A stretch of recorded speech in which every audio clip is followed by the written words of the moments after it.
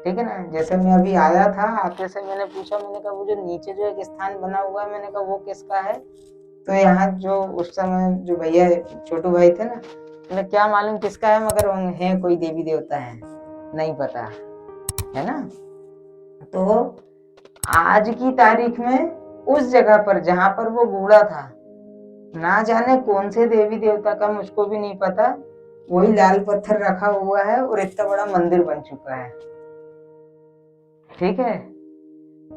अब ये तो हुई किस तरह से एक परंपरा हो गई। अब वहां किसी को भी नहीं मालूम। और मैं बता रहा हूँ ना, हमारे जैसे 4-5 छोटे छोटे बच्चे थे, जिनने जाकर के वो पत्थर वहां पर टिका दिया था। और वो पत्थर वहां रखने से पहले हम लोग उसी पत्थर का स्टंप बना करके क्रिकेट खेला करते थे, है ना। उसी पत्थर से हम लोग क्रिकेट खेलते थे वहां पर। ठीक है। बाद में वो मंदिर बना हुआ है अभी भी। हालांकि आज तो मैं करीब करीब वहां 20 साल से गया नहीं हूँ, मगर बताते हैं लोग जो रहवासी, वहां मंदिर अच्छा व्यवस्थित सा बन गया है। वो पत्थर आज भी वहां पर विद्यमान है, पूजा हो रही है वहां, है। साथ में ही उन्होंने शंकर जी का एक मंदिर बना दिया, गणेश जी का एक मंदिर बना दिया वहीं बाजू में। तो व्यवस्थित वो उसका रूप थोड़ा सा बढ़ गया, है ना। तो सब बेनाम बादशाह सब चल रहा है। हाँ, अरे मैं बता रहा हूँ ना, अभी ये उदाहरण आपके सामने मैंने पूछा आकर के, मैंने कहा ये क्या रखा हुआ है, तो कहने पता नहीं है, कुछ तो है, पता नहीं तो क्या है। हाँ, तो वो तो क्योंकि वो चीज मेरे देखा था कि अभी मान लीजिए यहाँ पर इन बच्चों से अगर आप 40 साल बाद में अगर पूछोगे तो उनको पता ही नहीं ना, वो जो है उनको कोई हटाने की हिम्मत नहीं करेगा, कोई हटाएगा भी नहीं। पूजा जैसी चल रही है वैसी चलती रहेगी, है ना। तो हम तो वो चीज बोलते नहीं। अब ऐसे ही किसी के मन में आ गया होगा कि हमको तो ये चीज खाना है, अब वैसे तो नहीं खा सकते, ठीक है ना। तो उन्होंने कहा यार वो तो देवी ने सपने में आकर के बोला था, मेरे को तो बलि चाहिए, है कि नहीं। तो ऐसी सारी व्यवस्थाएं रहती हैं। देखो, जो जितना मेरा दिमागी स्तर जो बोलता है, वो तो बस यही बोलता है कि कोई मतलब नहीं है किसी जीव की हत्या करना, वो बहुत नुकसान है। कैसे नुकसान है।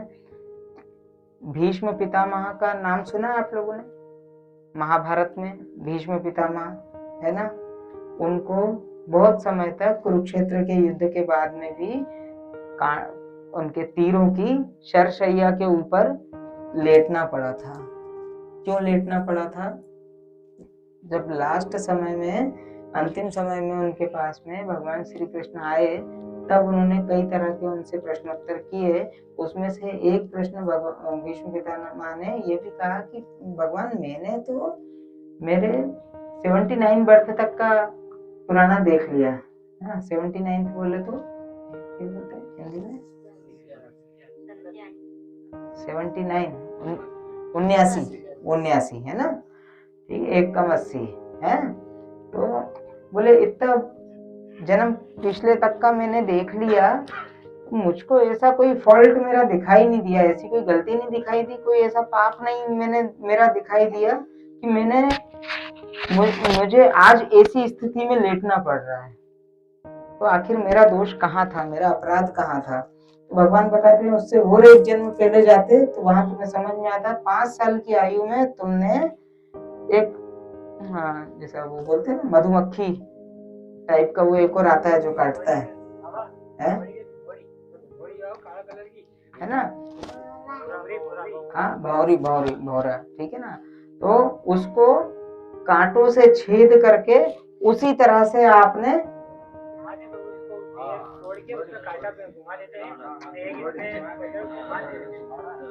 ठीक है।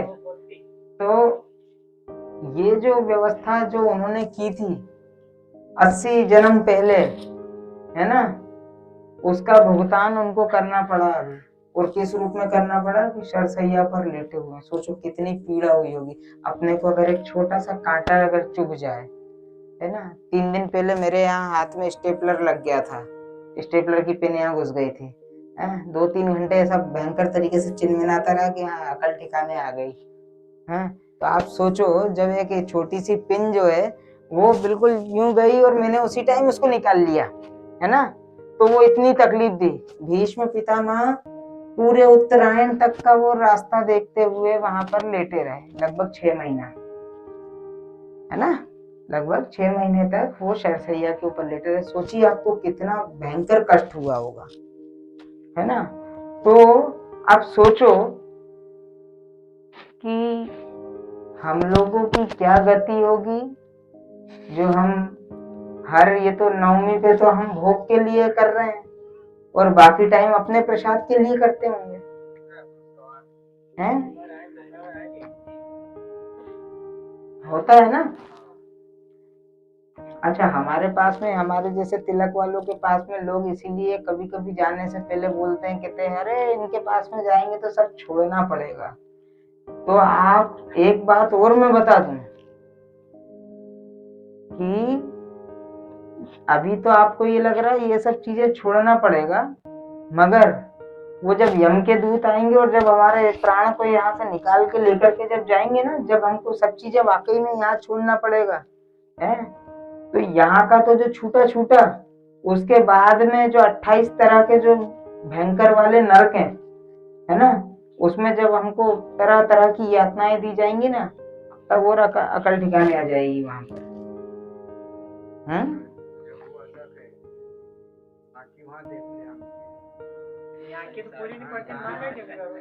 तो यहाँ भी देखो ना, यहाँ भी हमारी स्थिति कहाँ इतनी अच्छी है।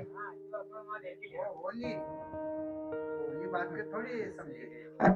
देखो, एक मान लो कोई आदमी ने मान लो किसी का बुरा कर दिया, और कभी दिन में की बुराई आई जाएगा, है ना, वो फिर दूसरा आदमी कहेगा यार इतना आदमी मारो काम बिगाड़े नहीं तो हाँ मारो काम हो ही जाएगा, पर वो जो चीज बिगाड़ करे वो थोड़ी सोचने को वो कल दूसरा आदमी को नाम लेके ना आदमी मारो काम। आप लोगों ने कभी एक नरक का नाम सुना, रोरव नरक? है, एक नरक है रोरव नरक। हमने इस जीवन में जितने भी हत्याएं की हैं, जितने भी जीव जंतुओं को कष्ट पहुंचाया है ना, वो सब वहां पर रोरू नाम का जानवर बनते हैं, ठीक है ना। और वो इतना भयंकर, जैसे ही हम वहां जाते हैं वो हमारा इंतजार कर रहे होते हैं, और वहां इतना भयंकर हमको कष्ट देते हैं ना, नोच नोच के खाते हैं फिर, समझे। और उस कंडीशन में क्या होता है मालूम, यहाँ तो चलो ठीक है, किसी शेर ने गर्दन दबोच ली, है ना, तो हमारी तो ये लीला खत्म, मगर वहां कोई लीला खत्म नहीं होती, वहां तो बस भोगना ही भोगना है, ठीक है ना। प्राण जो है, जो जीव जो होता है ना, अब आप लोगों के यहाँ होता है कि नहीं होता, जब कोई व्यक्ति मर जाता है तो उसके बाद में फिर वो गरुड़ पुराण बिठाते हैं, है ना। वो गरुड़ पुराण के अंदर एक पुराण है, गरुड़ पुराण, जिसके अंदर जीव जब मरता है, मरने से लेकर के दूसरा शरीर जब प्राप्त करता है, वहां तक की पूरी व्यवस्थाएं उसमें बताई गई हैं, पूरी प्रोसेस बताई गई है। हैं? क्या हुआ भैया? हमारे इधर भी, और क्या मर जाता 2-3 दिन पता है ना, थोड़ा मेरे के ये बना हुआ है,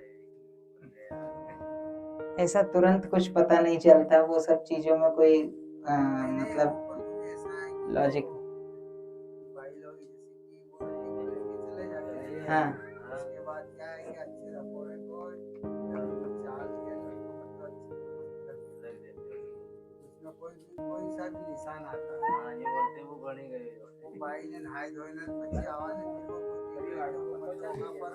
निशान है, ठीक है। मगर गरुड़ पुराण के हिसाब से मैं वही बोल रहा हूँ ना, जिस तरह से आज आपने किसी के यहाँ चोरी कर ली, चोरी करने के बाद में क्या होगा, आपकी रिपोर्ट लिखाई जाएगी, फिर पुलिस आएगी, पुलिस ने आपको पकड़ लिया, पकड़ने के बाद में फिर आपके ऊपर केस चलाया जाएगा, आपकी पेशियां होंगी, पेशी होने के बाद में फिर आपको सजा सुनाई जाएगी, सजा सुनाने के बाद में फिर आपको वो सजा भोगनी पड़ेगी, और वो सजा भोगने के बाद में फिर आपको छोड़ दिया जाएगा कि भैया अब जो है अच्छे काम करना, है ना।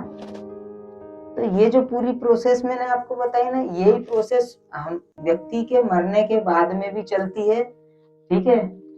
अलग अलग यम के दूत या कोई भी जो है वो उनको लेकर के जाएंगे, उनकी पेशी चलेगी, उसके ऊपर क्या केस है ना, वो सारा हिसाब किताब होगा। हिसाब किताब होने के बाद में भैया इसको इसके कर्म के हिसाब से इस वाले नरक में भेजना है, इस वाले स्वर्ग में भेजना है, ठीक है। और वहां पे जब उनकी व्यवस्था है सब, जब आपके पाप पुण्य का भोग आप कर लोगे तो फिर आपको वापस से धरती पर भेजा जाएगा आपके कर्मों के हिसाब से। फिर आपका स्वरूप मतलब जो भी देह आपको आने वाली मिलने वाली है, तो वो इतनी जल्दी, तो मैं वही बोला ना कि 3 दिन में कैसे रखोड़ा में आ जाएगा, वो उस पर कोई लॉजिक नहीं है। खाली निशाना का, ठीक है। तो प्रोसेस ये है, कुल मिलाकर के ये है कि हमको सभी तरह की इस तरह की जो चीजें हैं, है ना, उनसे बचना चाहिए। है आप जो ये बलि है या मांस भक्षण है, मांस को खाना, है ना, ये अच्छा नहीं है। हमारा जो शरीर जो बना हुआ है ना, आप देखो बहुत छोटी सी चीज है, आपने गाय की आंखें देखी हैं, बकरी की आंखें देखी हैं, हमारी खुद की आंखें देखी हैं। हमारी आंखें गाय की आंखों की तरह होती है कि नहीं होती है? आप देखें, ये दोनों साइड से ऐसा ये घुमा हुआ, ऐसा ही गाय की आंख रहती है ना, बकरी की भी ऐसी ही रहती है ना, घोड़े की आंख भी ऐसी ही रहती है। गाय के दांत, बकरी के दांत, हमारे दांत, घोड़े के दांत एक जैसे रहते हैं। शेर की आंखें देखी हैं? गोल गोल होती हैं, बिल्कुल हमारी तरह नहीं होती हैं। नहीं देखा, नहीं गए हैं? वो देखो अब यहाँ तो अलग बना हुआ है, ठीक है ना, बड़ी बड़ी गोल गोल आंखें होती हैं। या भालू की आंखें देखेंगे तो बड़ी बड़ी गोल गोल आंखें होंगी। जितने भी शाकाहारी जीव इस प्रकृति के अंदर हैं, उन सबकी आंखें और दांत एक जैसे हैं, ठीक है ना। जितने भी मांसाहारी जीव हैं, उनकी आंखें और उनके दांत अलग हैं, ठीक है। शेर के दांत देखे ना आपने, 2 यहाँ से निकले, 2 यहाँ से निकले हैं। हाँ, फोटो में ही, फोटो की बात कर रहा हूँ। भालू की देख लिए, 2 आगे के 2 ऐसे नीचे निकले हुए रहते हैं, है ना। हमने राक्षसों की बहुत सारी फोटो देखी होगी, उनके भी 2 दांत निकले हुए हैं, 4 दांत ऐसे, है ना। तो हम लोग राक्षस हैं क्या? नहीं है। शेर भी नहीं है, चीता भी नहीं है, भालू भी नहीं है ना। तो हमारा जो मनुष्य है, मनुष्य योनि का जो पेट जो है ना, वो शाकाहारी चीजों के लिए है, मांसाहारी चीजों के लिए नहीं है। यहाँ तक कि एक जो मुर्गी का जो अंडा होता है ना, वो अंडा भी अगर आप खाओगे तो उसको प्रॉपरली पचा नहीं सकते आप, व्यवस्थित रूप से आप नहीं पचा सकते। ऐसा मैं नहीं बोल रहा हूँ, ऐसा विज्ञान बोलता है, ठीक है ना। कई सारे लोगों को अगर कोई देसी अंडा खा ले, है ना, तो उनसे सुनना, उनके या तो चेहरे पे मुहासे हो जाते हैं, ठीक है ना, या फिर मुंह में छाले पड़ जाते हैं। और ये चीजें होती हैं, है ना। जो देसी अंडा होता है ना पीले कलर का, कभी वो अगर कोई खा ले तो ऐसी कंडीशन होती है। क्यों होती है? क्योंकि वो हमारे लायक है ही नहीं, वो शरीर में जरूरत से ज्यादा गर्मी पैदा कर देता है, जितनी हमें नहीं चाहिए। और उसके अलावा प्रकृति में ऐसी बहुत सारी चीजें हैं जिसको हम खा करके अपना पूरा जीवन स्वस्थ रूप से निकाल सकते हैं, है ना। मैं तो नई उम्र का हूँ, आप लोग भी नई उम्र, हमारे पास में 3-4 जो हैं बाबा जी बैठे हुए हैं, है ना। इनसे पूछो जरा कि इनके जो पहले की जो पीढ़ियां थी वो कितने कितने साल जीती थी।